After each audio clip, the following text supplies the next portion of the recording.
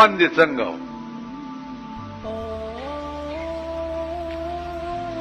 چې خوب کې ولید نو ورته وی چې یا الله عاشق خو يم در باندې خوند دې ډېر وکړو خو په دې مې پوي که چې اوس مې ستا رضا په کار ده چې ته خوشحالېږې په څه نو الله ورته وی چې زه خوشحالېږم بتلاوت القرآن قرآن ډېر لوله زه په دې ډېر خوشحالېږم تاسو خیال را دا ذوق خو بیا د امام مالک نه تپوس پکار دی چې په ټول عمر کې مدینه کې پړې نه وي پخپو کړې خپیاب له بګرځېده او ورش په به جناب رسول الله صلی الله علیه وسلم سره راز و نیاز کېده تاسو خیال را بلکې په دې عشاقو کې داسې خلق تیر شوي دي چې پاغې کې یو مولانا قاسم نانوتوی رحمت الله علیه د شیعو یو ډله ورته رااله هغې ورته وایي چې مونږه مسلمانېږو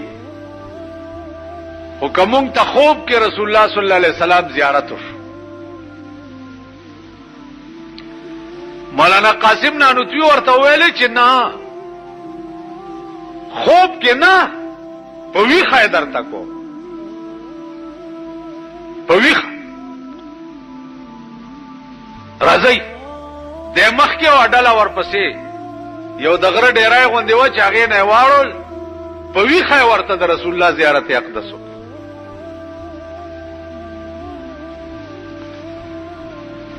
رحمان بابا هم په خپل یو شعر کې اشاره کړې ده چې زلیخی یوسف لیدلی و په خوب کې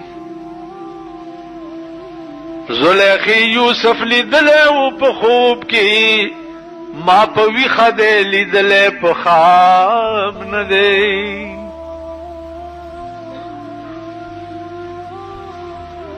د روضې مبارکې نه خبرې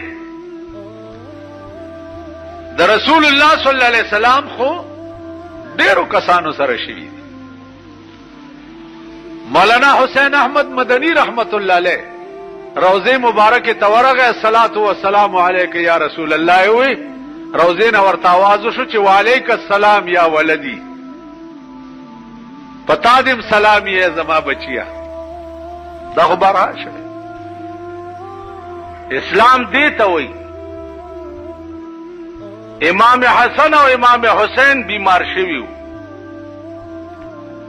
نو یبقى من الاسلام الا اسمه زما په امت به یو زمانہ داسې راشي چې اسلام بچا کې پاتې نشي مگر نامه به پاتې شي د اسلام به صرف نوم وي اوس پاکستان ته اسلامی مملکت وایي خلک اسلامی مملکت کوم ملک ته ویلی شي اسلامی مملکت خو هغه ملک ته ویلی شي چې په چا کې د اسلام نظام وي قانون پکې د لاډ میکاله د قانون د پیرنګي ده پکې او نوم په د اسلام دی او بیا د اسلام لاسکه پاکستان نوم دی پاکستان نوم زکه تجویز کړو چې ان شاء الله دغه نه به د ایمان پاکواله راځي ایمان به پکې نه دا نوم چې پچای خې ډېر خې چې دا سنه به پاکي دا ځن طلاق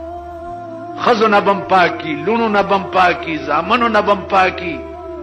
خزه به پرانا ورځ ډر ډر ناره وای لونه به ډر ډر ناره وای دا د باګړو دلبم چې دا چرته پروتي ارشنه به پاکي حیا نه بم پاکي غیرت نه بم پاکي شرم نه بم پاکي پاکستان دا معنا اوس دی ورته یو دفعه دغه کړی دی چې نظریه پاکستان څوک دشمنی نو هغه پلانټ ټرټل بار د فعلاده به گرفتاری نجړیه پاکستان نجړیه پاکستان خو قرانو تاسو به ویلي چې ګاندھی پښتنه وکړه د جنا صاحب نه چې وټ از یور پروګرام مستر جنا تاسو به ویلي وټ از یور پروګرام مستر جنا نو جنا صاحب ورته ویل چې مای پروګرام از اسلام مای پروګرام از قران دا به تاسو ویلي په دې خلک دوکه کړیو او پاکستان هم جوړ کړیو نو د جنا صاحب مای پروګرام از قران او مای پروګرام از اسلام هغه څه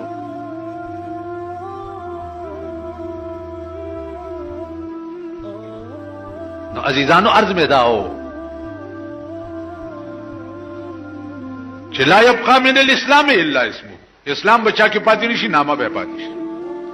ولا يبقى من القران الا رسمه، قران به پاتې نشي، صرف رسم او رواج به پاتې شي. د قران اوس رواج مناول کی اله ماشوم قران ختم کړي دي، راځي روټای پیو خوري. مولا صاحب چې قران شریف په ترجمه ختم کړي دي، خلکو ډنګاوه جوړه کی، راځي تقریر پیو کوي. قران په ترجمه ختم کړي دي. پاکستان هم چې د باب نزول قران جشن مناوي په کال کې یو ځل، دا د دې حدیث مستاق یاتی علی الناس زمان